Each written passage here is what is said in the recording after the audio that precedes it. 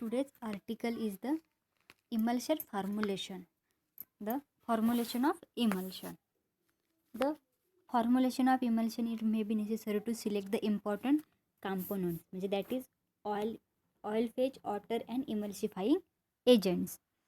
म्हणजे बघा, टुडे आपण काय डिस्कस करणार आहोत तर फॉर्म्युलेशन ऑफ इमल्शन, म्हणजे इमल्शन कसं फॉर्म्युलेशन होतं ते.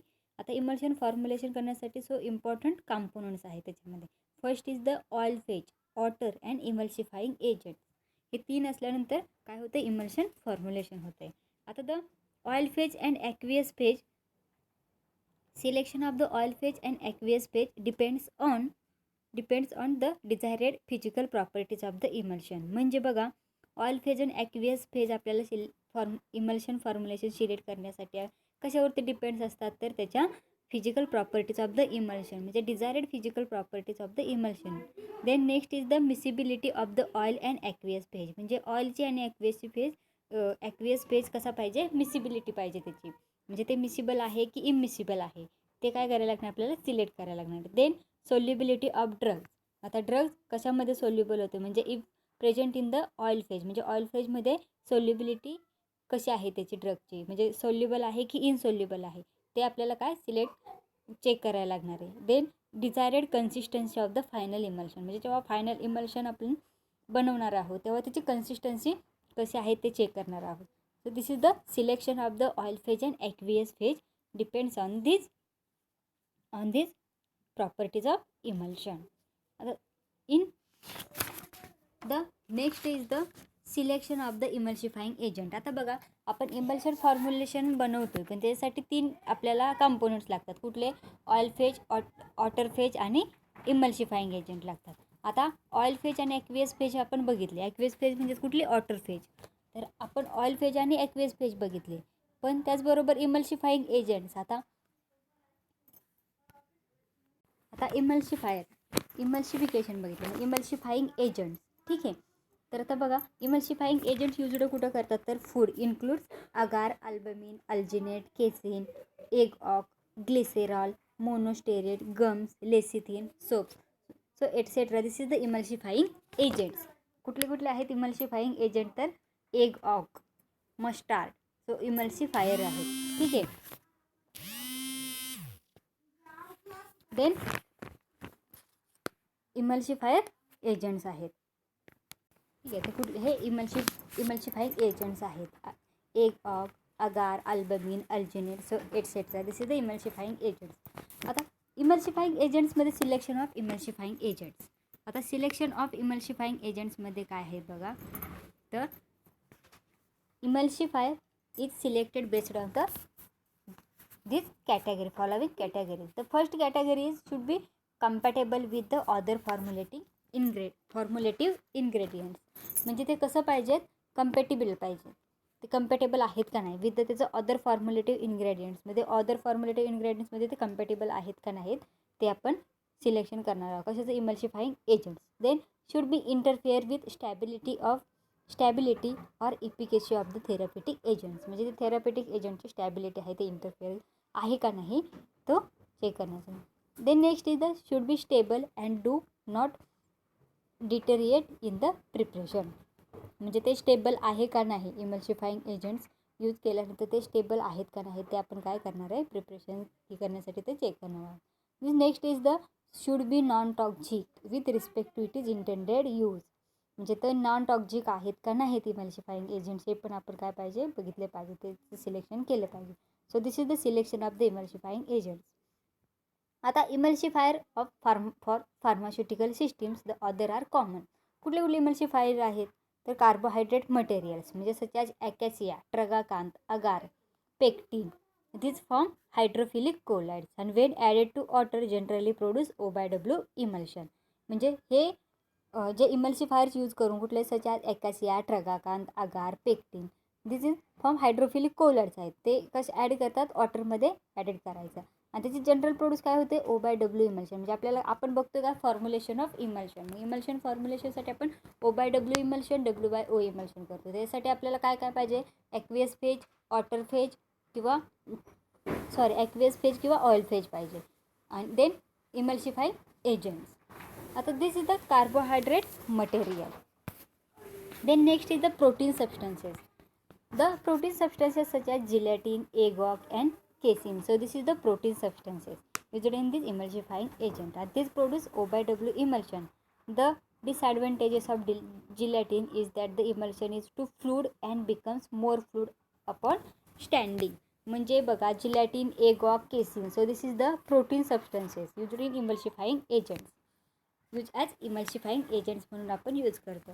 पण हे इमल्सिफाईंग यूज केल्यानंतर आपण काय करणार आहे, O by W इमल्शन म्हणजे ऑइल वॉटर इमल्शन काय करणार आहे, फॉर्म्युलेट करणार आहे. आणि त्याच्यामुळे जिलेटिनचं काय डिसॲडव्हान्टेजेस आहे की तो आहे तो टू फ्लूड आहे. ठीक आहे, म्हणजे तो खूप फ्लूड म्हणजे फ्लो त्याचा जास्त आहे, त्यामुळे ते काय होतं आहे, मोर फ्लूड असल्यामुळे आपण त्यांनी करतात. The next is the high molecular weight alcohol. आता बघा substance which are employed thickening agents and stabiliser for O by W emulsion are stearyl alcohol, cetyl alcohol, glycerol, monostearate, cholesterol and its derivatives are used in emulsion to stabilize W by O emulsion. So this is a high molecular weight. म्हणजे अल्कोहोलचा हाय molecular weight आहे का नाही O by W formulation इमल्शनमध्ये formulate करण्यासाठी. तर कुठले आहेत alcohol, stearyl alcohol, cetyl alcohol, glycerol, monostearate, cholesterol. So this is the etcetera.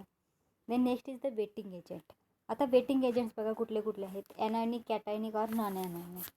This agents contain both hydrophilic and lipophilic groups असतात. आणि दिस डिपेंड्स ऑन कशावरती असतात तर nature, certain members of this group for O by W emulsion and other W by O emulsion.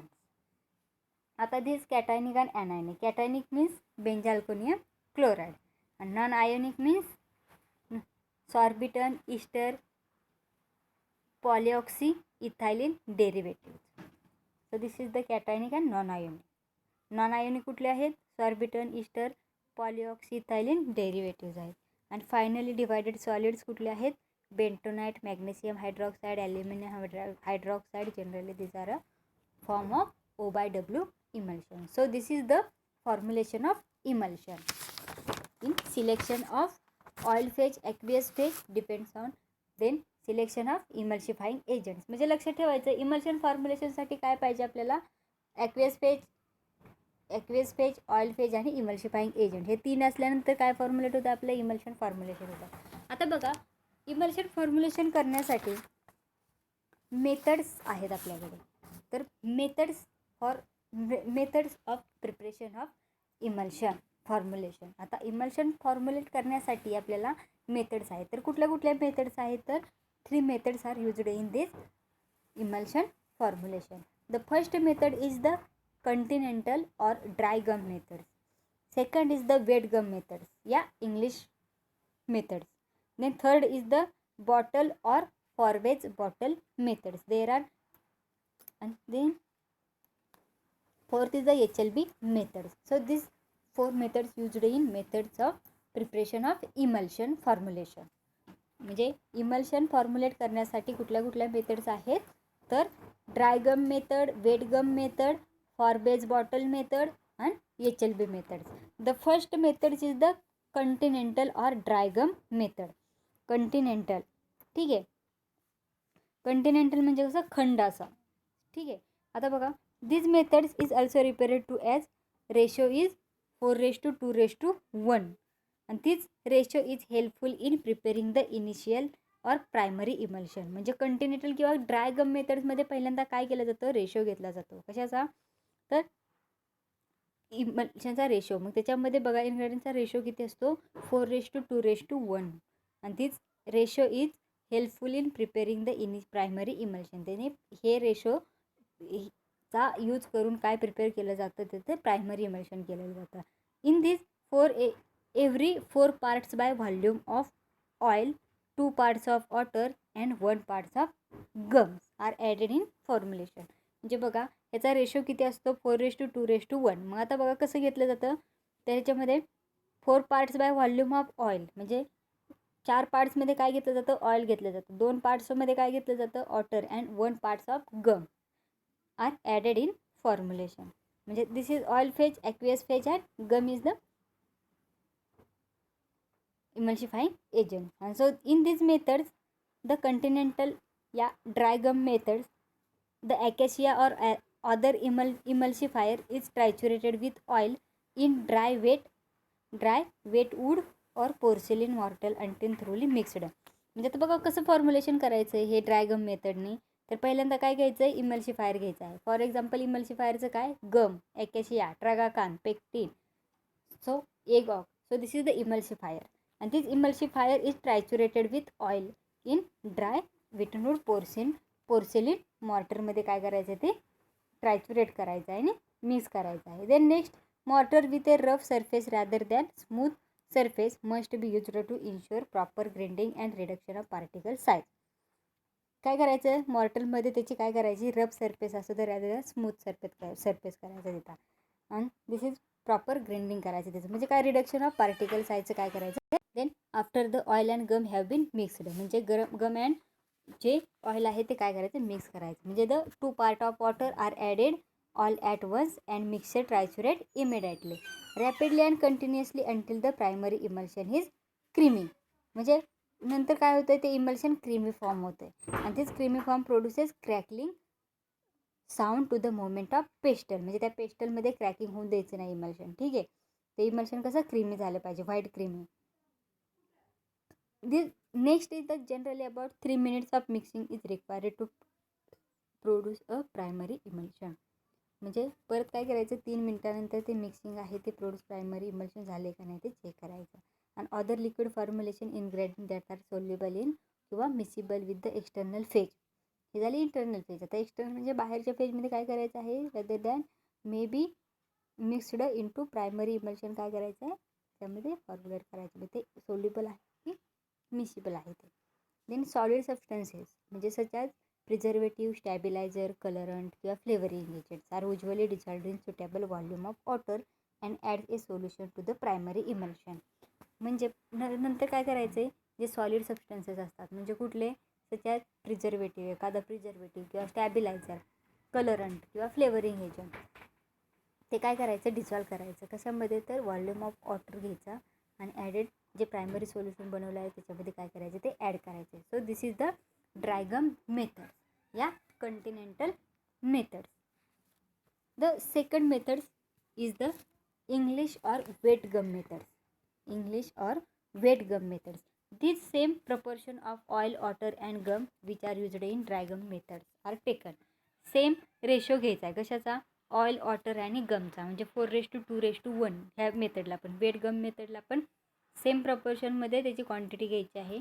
आणि काय करायचं आहे, फक्त order mixing is different and proportion of ingredient may be व्हॅरिड during preparation of the primary emulsion. फक्त याच्यामध्ये काय करायचं आहे, मिक्सिंग डिफरंट करायचं, म्हणजे वेगवेगळ्या याच्यामध्ये काय करायचं, प्रपोर्शनमध्ये इन्ग्रेडियंटच्या प्रपोर्शनमध्ये ते मिक्सिंग काय करायचं, डिफरंट ऑर्डरमध्ये मिक्स करायचं. Then mucilage of gum is prepared by triturating in a mortar acacia with twice it is weight of water. फक्त म्युसिलेज जे गम आहे, so gum is the emulsifying agent, आणि ते प्रिपेअर करण्यासाठी काय करायचं आहे, ट्रायच्युरेट करून मॉर्टर पेस्टलमध्ये ठेवायचं आहे. त्याच्यामध्ये twice it is weight of water, म्हणजे 2 वेगवेगळे, म्हणजे सेम काय करायचं आहे, twice it is weight of water घ्यायचं आहे. आता oil is then added slowly in portion and the mixture is triturated to emulsify the oil. Then next add काय करायचं आहे, ऑइल स्लोली ॲडेड करायचं आहे. and then this mixture is triturated to emulsify oil. And after all oil has been added, the mixture is thoroughly mixed for several minutes to ensure uniformly. And finally other formulate materials are added and the emulsion is transferred to graduate and brought to volume with water. नंतर finally ते formulate झालेलं material add काय त्याच्यामध्ये करायचं आहे, other formulate materials काय करायचं त्याच्यामध्ये ॲड करायचं आहे आणि इमल्शन काय करायचं आहे, ट्रान्सफर करायचं आहे graduated. So this is the wet gum method. The third methods is the Forbes bottle method किंवा bottle methods.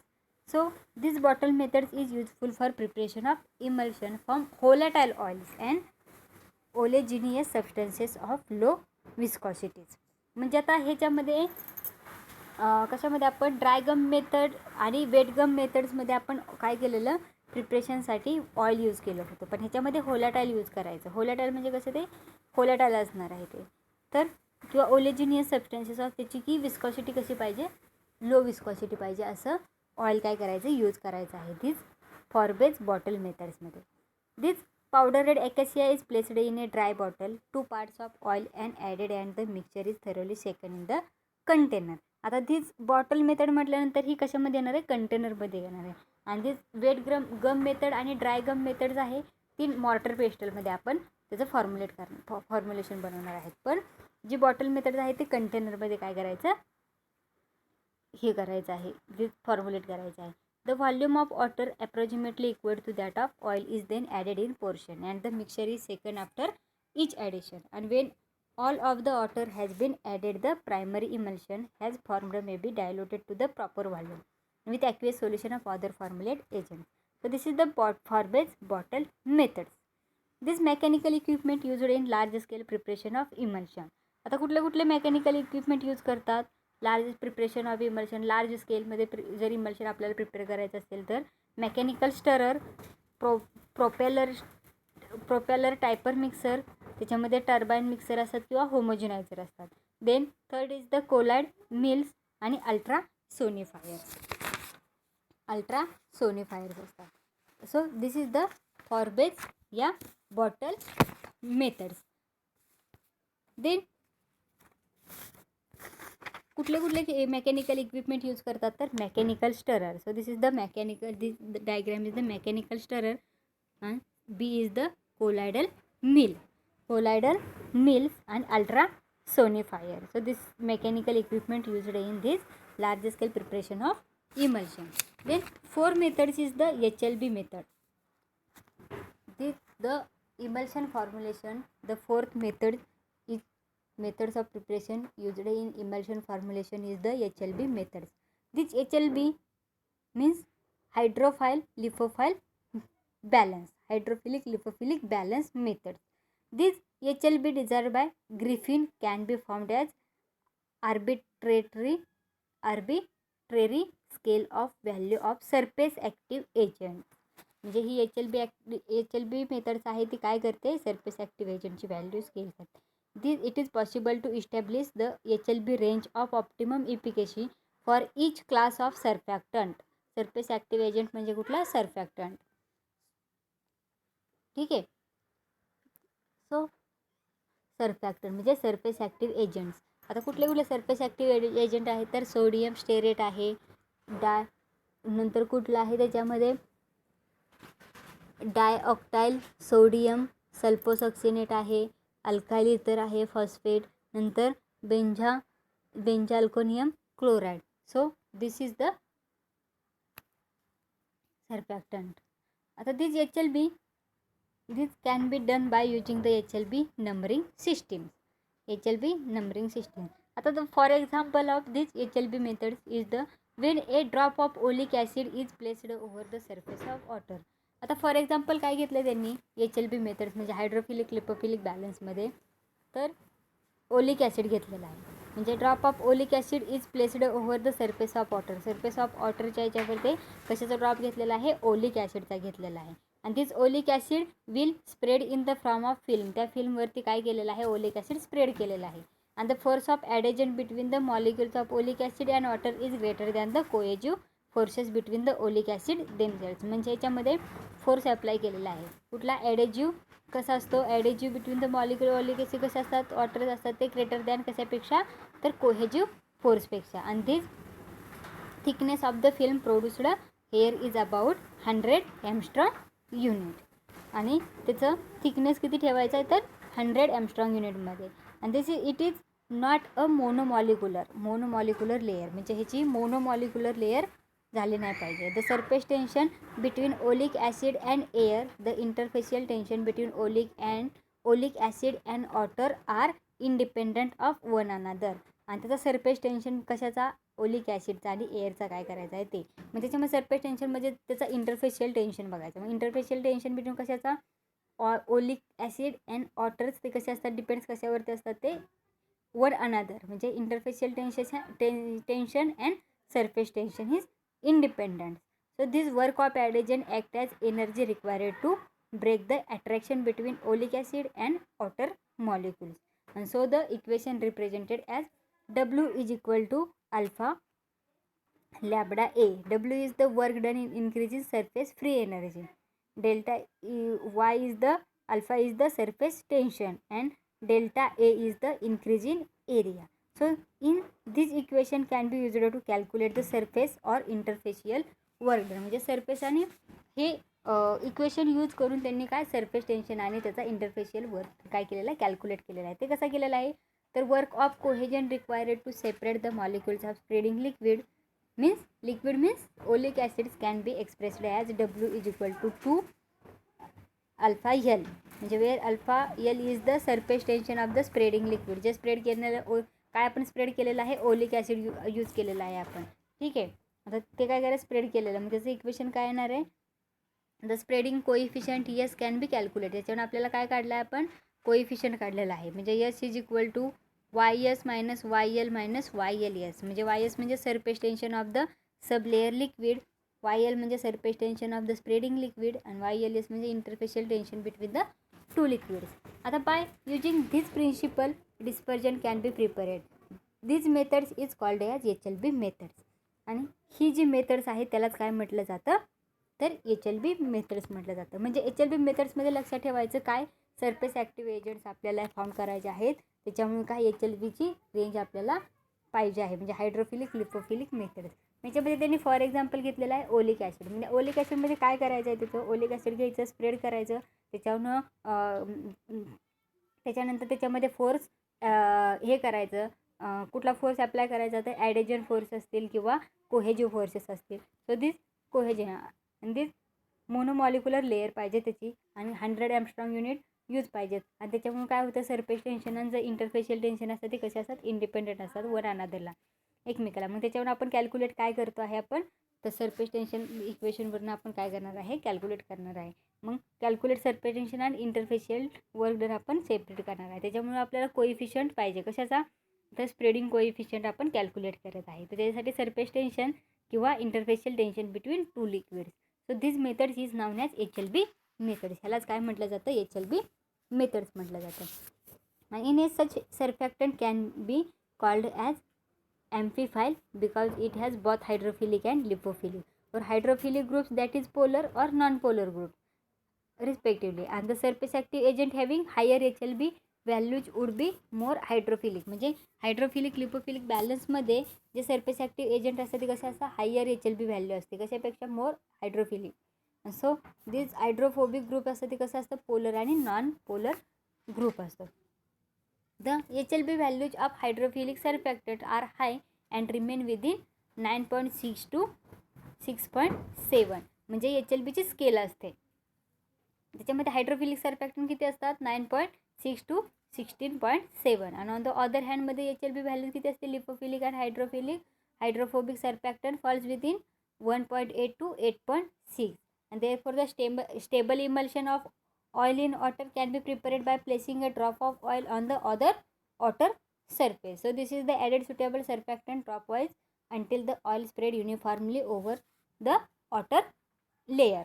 So this is the calculate the HLB value is calculated as HLB is equal to E upon 5 means E is the percent weight by weight ethylene oxide present in molecules and the surfactant in polyhydric alcohol fatty acids esters such as twin 20 oleic acid sodium lauryl sulfate gelatin or triethanol amine oleate. So this is the surfactant. This surfactant used in HLB value and the HLB value can be calculated using the equation is HLB is equal to 20 1 plus S upon A where S is the saponification numbers and A is the acid value of the surfactant. म्हणजे आपण बघितलं सॅपनिफिकेशन आणि acid value आपण determine करतो कशाची ऑइलची आणि फॅटची. तर in some cases single surfactant cannot be serve the purpose and mixture of surfactant is required. In equation can be used to calculate the HLB value of polyoxyethylene sorbitan and monooleate means twin 20 आणि twin 80 as follows. म्हणजे सॉर्बिटन mono किती twin 20 आपण oleic acid then twin 20 as mono sorbitan monooleate and this HLB is equal to 21 plus S upon A means 21 plus S means काय saponification number किती आहे त्याचा 45.5 and A is the acid value of the surfactant is the 2.75 6 म्हणजे is equal to किती 16.7. So this is the HLB value of this oleic acid. हे HLB value म्हणजे काय, HLB methods बघितली, त्याच्यामध्ये कॅल्क्युलेशन आपण कॅल्क्युलेट केलं, सरफेस टेन्शन इंटरफेशियल टेन्शन काढलं टू लिक्विडचं, नंतर त्याच्यातनं HLB व्हॅल्यू कॅल्क्युलेट केली. HLB व्हॅल्यू कॅल्क्युलेट करण्यासाठी आपल्याला ट्विन 20 आणि ट्विन 80 यूज केलेला आहे. आणि ते सर्फॅक्टंट यूज कुठला केलेला आहे तर polyhydric alcohol fatty acid ester tween 20 केलेला आहे आणि oleic acid sodium lauric sulphate. So this is आणि HLB व्हॅल्यू काय केलं आपण कॅल्क्युलेट केलेले आहे. So this is the most important question. म्हणजे क्वेश्चन विचारला जाईल की define emulsion, write down the formulation of emulsion किंवा methods of preparation of emulsion. तर हे 4 मेथड्स आहेत, continental dry gum methods, wet gum methods, bottle और Forbes bottle methods and HLB methods. Today's article is the emulsion formulation. म्हणजे emulsion कसं formulation करायचं ते आपण बघितलं.